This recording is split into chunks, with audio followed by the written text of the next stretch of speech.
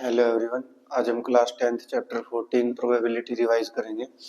Probability की definition देखो, theoretical probability और also called classical probability of an event E written as P of E is defined as probability of E equal to number of outcomes favorable to E upon number of all possible outcomes of the experiment, where we assume that out outcomes of the experiment are equally likely। देखो, probability, theoretical probability या classical probability किसी event E की, उसको कैसे represent करते हैं?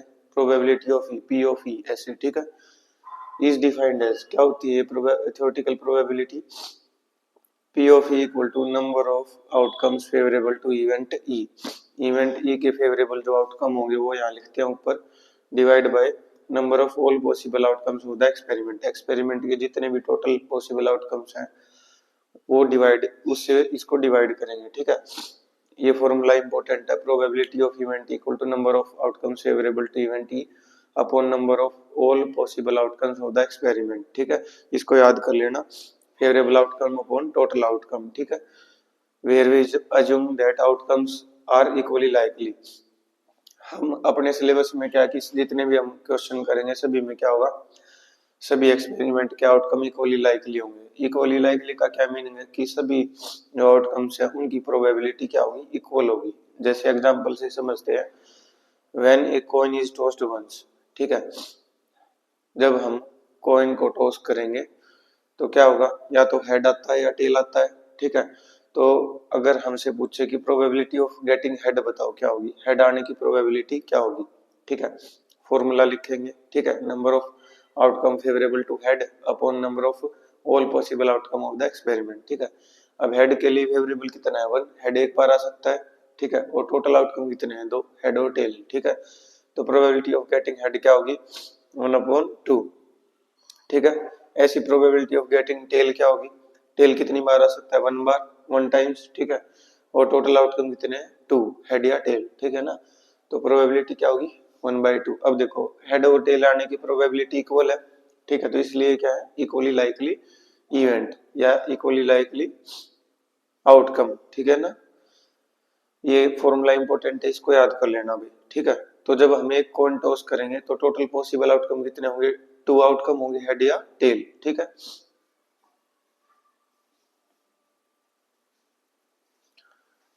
Elementary event देखो क्या होता है, an event having only one outcome of the experiment is called an elementary event.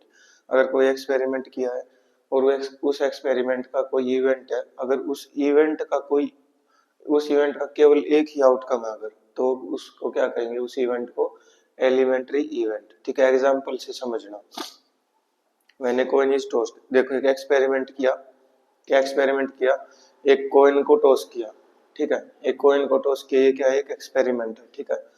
Probability of getting an head, head आने की प्रोबेबिलिटी। अब इसमें इवेंट क्या है, हेड आना, ठीक है, ये क्या है, इवेंट, ठीक है। अब आउटकम क्या है, 1, 1 आउटकम है, हेड कितनी बार आ सकता है, 1 टाइम आ सकता है। जब हम एक कॉइन को टॉस करेंगे एक बार, तो हेड कितनी टाइम आ सकता है, 1 टाइम। और टोटल आउटकम कितने हैं, 2, ठीक है। प्रोबेबिलिटी ऑफ गेटिंग हेड क्या आएगी, 1/2, ठीक है। Probability of getting tail, tail भी आने की प्रोबेबिलिटी वही भी 1/2 होती है, ठीक है। अब देखो, कॉइन टॉस करना एक एक्सपेरिमेंट है, ठीक है। हेड और टेल ये क्या है, इवेंट्स है, ठीक है। हेड आना इवेंट है, टेल आना इवेंट है, ठीक है। और आउटकम क्या है, 1 आउटकम है, ठीक है ना। 2 टोटल आउटकम है, 1 फेवरेबल आउटकम है, हेड 1 टाइम आ सकता है, ठीक है ना। तो 1 क्या है, फेवरेबल आउटकम, ठीक है। तो देखो भाई, HNTR एलिमेंट्री इवेंट। अब देखो यहाँ पर हेड कितनी टाइम आ सकता है, ये इवेंट कितनी टाइम, इसकी आउटकम क्या है, हेड की आउटकम क्या है, 1, ठीक है। ऐसे टेल की आउटकम क्या है, 1, ठीक है। अब केवल एक ही आउटकम है, इन इवेंट्स की केवल एक ही आउटकम है, इसलिए दोनों इवेंट क्या होंगे, एलिमेंट्री इवेंट होंगे, ठीक है। हेड और टेल HNTR, यहाँ पर HNT क्या होंगे, एलिमेंट्री इवेंट होंगे, ठीक है भाई। Sum of probabilities of all elementary events of an experiment is 1।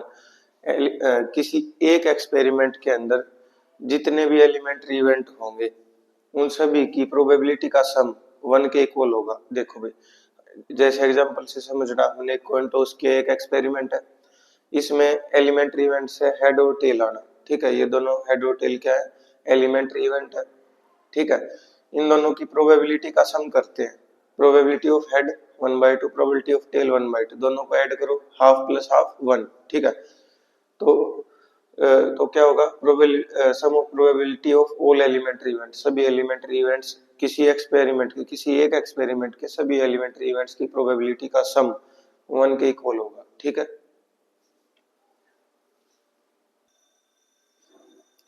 अब हम बढ़ते हैं कॉम्प्लीमेंट्री इवेंट्स। कॉम्प्लीमेंट्री इवेंट्स देखो क्या होते हैं, इवेंट ई बार या not E representing not E is called complement of event E. देखो भाई ई बार क्या होता है, कॉम्प्लीमेंट ऑफ इवेंट ई, इसको क्या कहते हैं, नोट हैपनिंग इवेंट ई, ठीक है ना। देखो भाई इसको क्या कहेंगे, complement of event E, E bar को क्या कहेंगे, कॉम्प्लीमेंट ऑफ इवेंट ई, ठीक है। Also E and E bar are complementary events, E और ई बार कॉम्प्लीमेंट्री इवेंट्स होते हैं, ठीक है ना। देखो भाई ये फॉर्मूला इंपॉर्टेंट है, इसको याद कर लेना भाई, probability of happening an event E plus probability of not happening an event E equal to 1, ठीक है। इसको याद कर लेना, किसी इवेंट के हैपन होने की प्रोबेबिलिटी, होने की प्रोबेबिलिटी और उस इवेंट के ना होने की प्रोबेबिलिटी, दोनों का सम कितना होगा, 1 के इक्वल होगा हमेशा, ठीक है ना। अब देखो इसको एग्जांपल से समझते हैं, इसके ऊपर बेस्ड क्वेश्चन आ सकते हैं भाई, तो इसको याद कर लेना, ठीक है। देखो एक कॉइन हमने टॉस किया और फिर मैंने यहाँ पे लिखा probability of happening, probability of getting head plus probability of not getting head, कैसे रिप्रेजेंट किया, एच बार से, ठीक है। तो क्या लिखेंगे इसको, probability of getting head plus probability of not getting head, head नहीं आएगा तो क्या आएगा, टेल आएगा, ठीक है। तो इसकी जगह ये लिख सकते हैं, probability of not getting head का मतलब प्रोबेबिलिटी ऑफ गेटिंग टेल, ठीक है। अगर हेड नहीं आएगा तो क्या आएगा, टेल आएगा, इसलिए यहाँ पर इसकी जगह ये लिख सकते हैं, प्रोबेबिलिटी ऑफ गेटिंग हेड क्या होती है, 1/2, प्रोबेबिलिटी ऑफ गेटिंग टेल 1/2, अगर कोइन को एक बार टॉस किया तो, ठीक है। अब इन दोनों को ऐड करेंगे तो क्या आएगा, 1, ठीक है।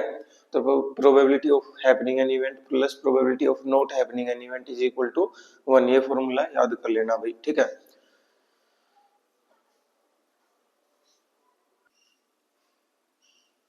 अब हम पढ़ते हैं इम्पॉसिबल इवेंट। इम्पॉसिबल इवेंट क्या होता है, देखो probability of an impossible event is 0, ऐसा इवेंट जिसकी प्रोबेबिलिटी 0 होगी वो इम्पॉसिबल इवेंट होगा, ठीक है।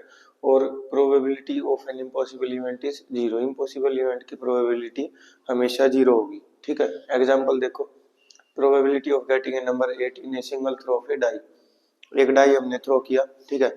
डाई पे 1 से लेकर 6 तक नंबर होते हैं, 1 2 3 4 5 6, ठीक है।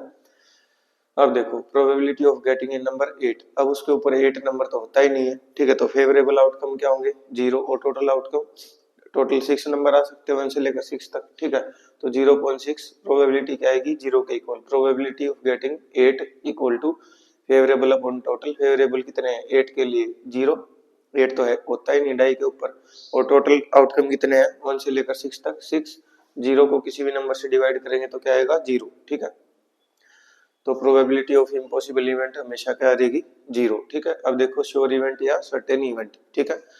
Probability of a sure event और certain event is 1, probability sure event या सर्टेन इवेंट की हमेशा 1 रहेगी, ठीक है ना, 1 होती है। एग्जांपल देखो, probability of getting number less than 7 in a single throw of die, die को एक बार थ्रो किया, ठीक है, और प्रोबेबिलिटी पूछी कि नंबर 7 से कम आएगा, ठीक है। 1 से लेकर 6 तक सभी नंबर 7 से कम होते हैं, ठीक है। अब देखो probability of getting a number less than 7, 1 से लेकर 6 तक 6 के 6 नंबर 7 से छोटे हैं, ठीक है। तो फेवरेबल आउटकम क्या आएंगे 6, टोटल आउटकम कितने होंगे 6, ये कैंसिल होंगे तो क्या आएगा 1, ठीक है ना। तो श्योर इवेंट या सर्टेन इवेंट की प्रोबेबिलिटी हमेशा 1 होती है। अब देखो note, in P of E probability of an event E numerator is always less than और इक्वल टू डिनोमिनेटर। देखो जब हम प्रोबेबिलिटी फाइंड करते हैं किसी इवेंट की, ठीक है, तो न्यूमरेटर हमेशा या तो छोटा होता है डिनोमिनेटर से या उसके इक्वल होता है, ठीक है। तो ऐसी फ्रैक्शन जिसका न्यूमरेटर छोटा होता है और डिनोमिनेटर बड़ा होता है तो उस फ्रैक्शन की वैल्यू हमेशा 0 और 1 के बीच में होगी, ठीक है ना।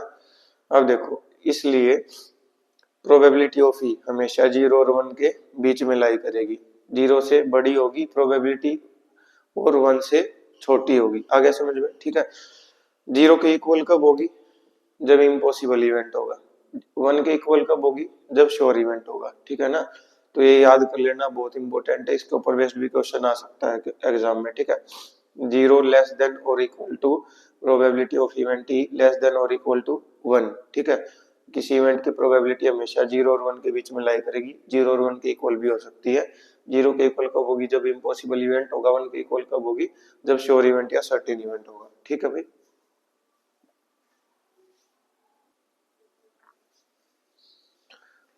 अब हम प्लेइंग कार्ड्स के बारे में पढ़ते हैं। प्लेइंग कार्ड्स के ऊपर बेस्ड क्वेश्चन आ सकते हैं भाई, ठीक है। देखो a deck of playing card consist of 52 cards. Total cards, playing cards कितने होते हैं? 52 कार्ड्स होते हैं। These 52 cards are divided into 4 suits of 13 cards each. ये 52 कार्ड्स को 4 सूट्स में डिवाइड कर रखा है। हर सूट में 13 कार्ड्स है, ठीक है। टोटल कितने हैं? 13 इंटू 4 52 कार्ड्स, ठीक है। देखो 4 सूट्स है।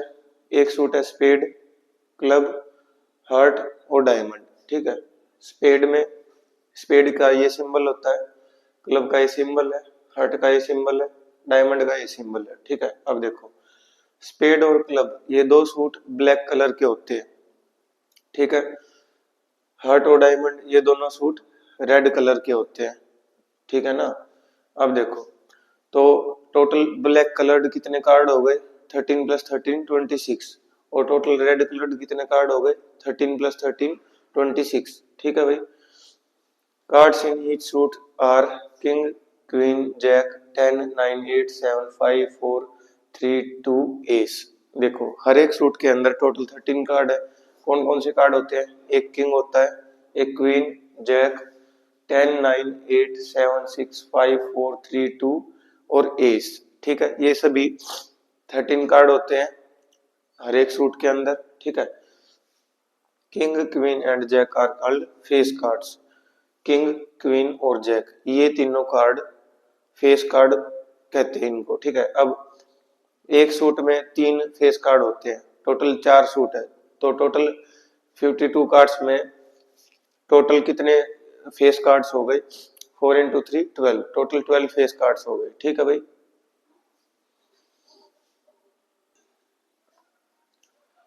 अब हमें क्वेश्चन करते हैं। ये एनसीईआरटी एक्सरसाइज में एक एग्जांपल है, ठीक है। एग्जांपल नंबर 6, ठीक है। देखो Savita and Hamida are friends. Savita और हमीदा फ्रेंड्स हैं। What is probability that both will have different birthdays. Probability पूछी है कि दोनों का बर्थडे अलग अलग दिन होगा, ठीक है। सेकंड पार्ट में पूछा है सेम बर्थडे। प्रोबेबिलिटी पूछी है कि दोनों का बर्थडे सेम दिन, एक ही दिन होगा और लीप ईयर को इग्नोर करना है, ठीक है। देखो भाई फर्स्ट पार्ट करते हैं प्रोबेबिलिटी ऑफ डिफरेंट बर्थडेज। दोनों का बर्थडे अलग अलग दिन होगा। अब देखो हमने मान लिया कि किसी एक दिन सविता का बर्थडे, ठीक है। अब टोटल 365 डेज होते हैं एक साल में, ठीक है ना। उसमें से एक दिन सविता का बर्थडे होगा, किसी एक दिन, ठीक है। अब उस एक दिन को अगर हटा दें 365 में से, तो बाकी जो 364 दिन है उन उन 364 दिन में से किसी एक दिन हमीदा का बर्थडे होगा, ठीक है। तो इसलिए प्रोबेबिलिटी क्या आएगी? फेवरेबल आउटकम कितने आएंगे? 364 दिन, ठीक है। और टोटल 365, ठीक है। देखो प्रोबेबिलिटी ऑफ डिफरेंट बर्थडेज। अब देखो सविता का बर्थडे 1 डे होगा कि साल में एक दिन, ठीक है ना। और हमीदा का बर्थडे 365 में से उस 1 को हटा दे, 1 डे को हटा दे, तो बाकी 364 डेज हो सकता है ना बर्थडे हमीदा का। इसलिए फेवरेबल कितने हैं? 364 डेज।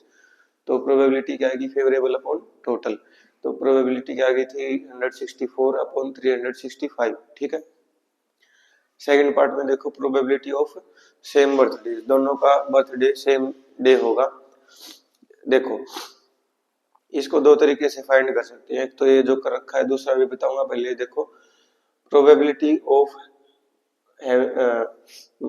Same birthday. दोनों का बर्थडे सेम दिन होगा। देखो 1 में से माइनस कर दे probability of having different birthdays.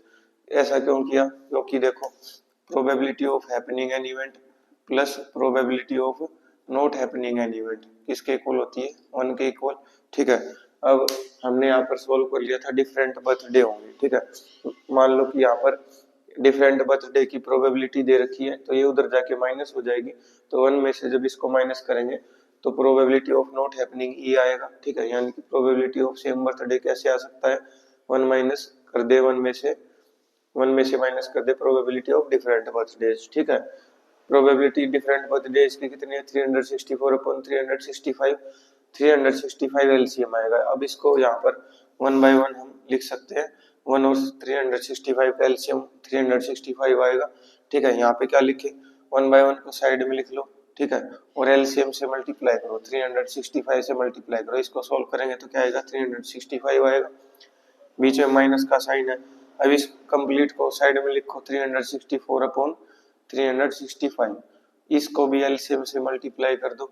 अब 365 से 365 कैंसिल, क्या बचा 364। ठीक है, अब इन दोनों को माइनस करेंगे तो क्या आएगा, 1 डिवाइड में 365, तो प्रोबेबिलिटी क्या आ गई, सेम बर्थडे की 1 अपॉन 365 डेज, 1 अपॉन 365, ये प्रोबेबिलिटी आ गई कि उन दोनों का बर्थडे सेम डे होगा। अब इसको डायरेक्ट भी कर सकते हैं, ऐसे ना करके डायरेक्ट भी कर सकते हैं। देखो, दोनों का बर्थडे सेम दिन हो तो वो ऐसा एक ही दिन होगा पूरे साल में जिस जिस दिन उन दोनों का बर्थडे होगा। ठीक है, तो पॉसिबल आउटकम कितने हुए, favourable outcome 1 upon total outcome, total कितने हैं 365 डेज। ठीक है, तो 1 अपॉन 365 डायरेक्ट भी कर सकते हैं इसको। ठीक है, अब हम क्वेश्चन करते हैं एक्सरसाइज 14.1 क्वेश्चन नंबर 4। ठीक है, which of the following can not be probability of an event, इनमें से कौन सी प्रोबेबिलिटी किसी इवेंट की नहीं हो सकती। देखो, चार ऑप्शंस दे रखे हैं। फर्स्ट ऑप्शन देखो 2/3, 2/3 देखो न्यूमरेटर छोटा है और डिनोमिनेटर बड़ा है, तो इसको सोल्व करेंगे तो 0 और 1 के बीच में आएगा, तो प्रोबेबिलिटी 0 और 1 के बीच में ही होती है हमेशा, तो ये पॉसिबल है कि ये किसी इवेंट की प्रोबेबिलिटी हो सकती है। ठीक है, -1.5, माइनस किसी भी इवेंट की प्रोबेबिलिटी 0 से छोटी नहीं हो सकती, यानी कि माइनस में नहीं हो सकती, इसलिए बी ऑप्शन क्या आएगा, ये -1.5 प्रोबेबिलिटी नहीं हो सकती, तो इसका आंसर बी आएगा, बी ऑप्शन। ठीक है, अब सी ऑप्शन देखो 15%, 15% को क्या लिख सकते हैं 15/100, 15/100 सोल्व करेंगे तो 0.15। ठीक है, 0.15 0 और 1 के बीच में, इसलिए प्रोबेबिलिटी हो सकती है। 0.7 0 और 1 के बीच में, तो ये भी प्रोबेबिलिटी हो सकती है किसी इवेंट की। ठीक है, लेकिन वो -1.5 नहीं हो सकती। ठीक है, अब देखो 2/3 था ना यहाँ पर, 2 को 3 से डिवाइड करेंगे तो 0.6 समथिंग आएगा। ठीक है, तो 0.6 भी 0 और 1 के बीच में है। ठीक है, इसलिए प्रोबेबिलिटी हो सकती है, तो इसका क्या आंसर आएगा, बी ऑप्शन, ये प्रोबेबिलिटी नहीं हो सकती। ठीक है, क्वेश्चन देखो, ये क्वेश्चन नंबर 7 है। ठीक है, it is given that in a group of 3 students probability of two students not having same birthday is 0.992।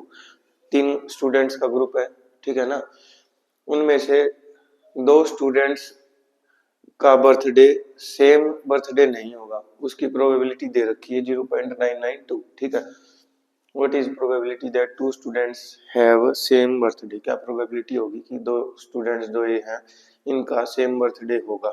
ठीक है, देखो प्रोबेबिलिटी ऑफ सेम बर्थडे कैसे फाइंड करेंगे, 1 में से ये प्रोबेबिलिटी माइनस कर दे जब उनके डिफरेंट बर्थडे होंगे। ठीक है, ये दे रखा हमें 0.992, इनको माइनस करेंगे तो क्या आएगा 0.008। ठीक है,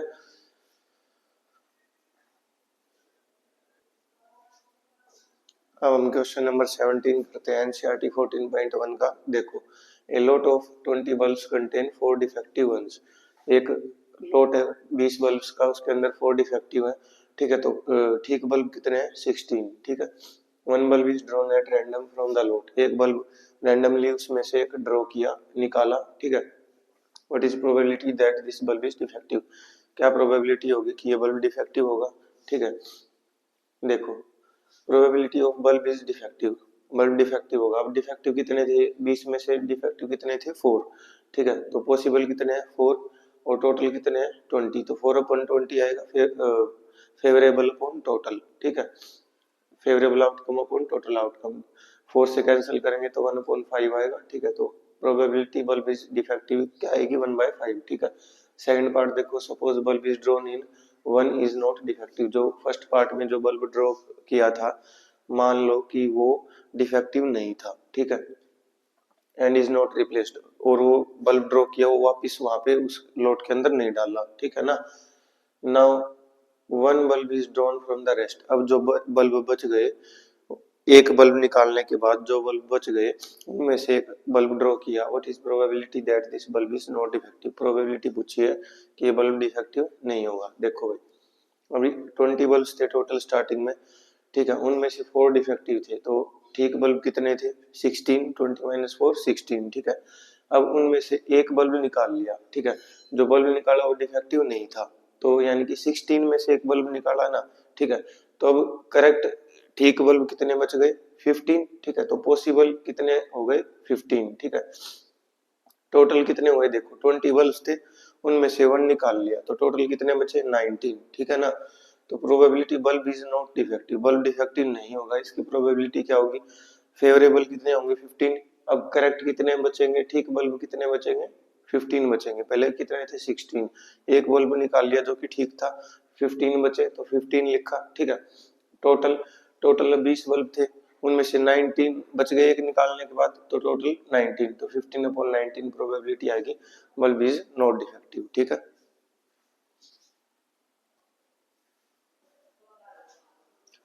अब हम एनसीईआरटी का क्वेश्चन नंबर 23 करते हैं, ठीक है। देखो a game consist of tossing a 1 rupee coin 3 times. एक 1 रुपी कॉइन है 3 टाइम्स टॉस किया, noting its outcome each time, हर बार उसकी आउटकम नोट की, ठीक है। हमें भी सॉल्यूशन में उसकी आउटकम लिखनी है, ठीक है। Hanif wins if all the tosses give same result. Hanif जीत जाएगा अगर सभी टॉसेस में सेम रिजल्ट आया, दैट इज 3 हेड्स और 3 टेल्स। हनी कब जीत जाएगा, जब तीनों बार हेड आए या तीनों बार टेल आए, ठीक है। एंड लूजेस अदरवाइज, नहीं तो वो हार जाएगा। Calculate probability that Honey will lose the game. हमें प्रोबेबिलिटी फाइंड करनी है कि हनी गेम को लूज कर देगा, हार जाएगा, ठीक है। देखो पॉसिबल आउटकम्स आर, जब 1 रुपी कॉइन को 3 टाइम्स टॉस करेंगे तो पॉसिबल आउटकम्स क्या होंगे चेक करते हैं। देखो 1 रुपी कॉइन को एक बार टॉस किया, मान लो कि फर्स्ट टाइम हेड आ गया, सेकेंड टाइम टॉस किया फिर हेड आ गया, थर्ड टाइम टॉस किया फिर हेड आ गया, ठीक है। 1 रुपी कॉइन को 3 टाइम्स टॉस कर दिया, ठीक है, फिर 1 रुपी कॉइन को 3 टाइम्स टॉस किया, तो मान लो फर्स्ट टाइम टेल है, सेकेंड टाइम टेल और थर्ड टाइम भी टेल आ गया, ठीक है। ऐसे ही सभी पॉसिबिलिटी लिखते हैं, तीनों बार हेड तीनों बार टेल, 2 बार हेड 1 बार टेल, ठीक है, थर्ड पे टेल, फर्स्ट 2 टाइम्स हेड। अब first time head, second time tail और थर्ड टाइम हेड, ठीक है। अब ऐसे ही टेल लास्ट में था, फिर सेकंड पे फिर फर्स्ट पे, ठीक है। अब यहाँ पर एक एक टेल था, यहाँ पर 2 टेल है, ठीक है, 2 टेल एक हेड लास्ट में फिर बीच में हेड, ठीक है।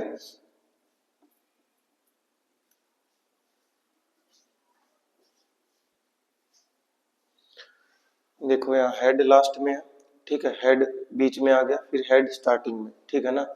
अब ये टोटल कितने हो गए 1 2 3 4 5 6 7 8 पॉसिबल आउटकम्स होंगे, इनके अलावा कोई भी पॉसिबल आउटकम नहीं होगी, ठीक है। टोटल पॉसिबल आउटकम हमने लिख दी, ठीक है, जो पॉसिबल थी, जब हम एक कॉइन को 3 टाइम्स टॉस करेंगे या 3 कॉइन्स को टॉस करेंगे तब ये पॉसिबल आउटकम्स होंगी 8, ठीक है। देखो प्रोबेबिलिटी फाइंड करते हैं, probability Honey will lose the game, Honey will lose the game, Honey game हार जाएगा, उसकी प्रोबेबिलिटी क्या होगी। देखो हनी जीतेगा कब, जब तीनों बार हेड आए या तीनों बार टेल आए, इन 2 केस में वो जीतेगा। तो हारेगा कब, इन सभी 6 केसेस में हारेगा, ठीक है। तो पॉसिबल केस कितने हैं 6 और टोटल केसेस कितने हैं 8, ठीक है। तो 6/8 आएगा, इनको 2 से कैंसिल करते हैं, 2 3 जा 6 2 4 जा 8, तो प्रोबेबिलिटी क्या आएगी कि हनी गेम को हार जाएगा, 3/4 प्रोबेबिलिटी है, ठीक है। ऐसे ही अगर कॉइन को सिंगल टाइम टॉस करते हैं तो 2 पॉसिबल आउटकम हेड और टेल, अगर कॉइन को 2 टाइम टॉस करे 2 टाइम्स, ठीक है, तो दोनों बार हेड आ सकता है, दोनों बार टेल आ सकता है, फर्स्ट पे हेड सेकंड पे टेल और सेकंड पे हेड और फर्स्ट पे टेल, ठीक है। 2 कॉइन्स को टॉस करेंगे या एक कॉइन को 2 बार टॉस करेंगे तो टोटल 4 पॉसिबल आउटकम्स होंगी। अब पॉसिबल आउटकम्स कैसे याद रखें इनकी, जब एक कॉइन को टॉस करेंगे तो पॉसिबल आउटकम कितनी होती है 2 raised to power 1 = 2, ठीक है।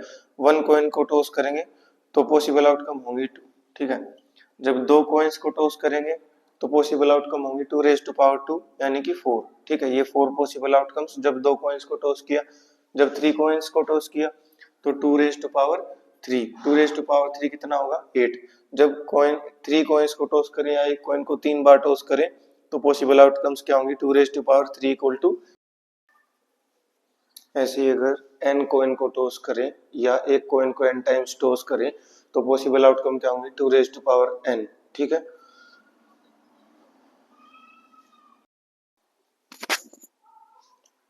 अब हम एक एग्जांपल करते हैं, एक्सरसाइज 14.1 एनसीईआरटी का एग्जांपल करते हैं, ठीक है। 2 dice are 1 blue and 1 grey are thrown at same time. 2 dice है, एक ब्लू कलर का एक ग्रे कलर का है, दोनों सेम टाइम पे थ्रो की है, ठीक है। Write down all possible outcomes, हमें सभी पॉसिबल आउटकम्स लिखनी है।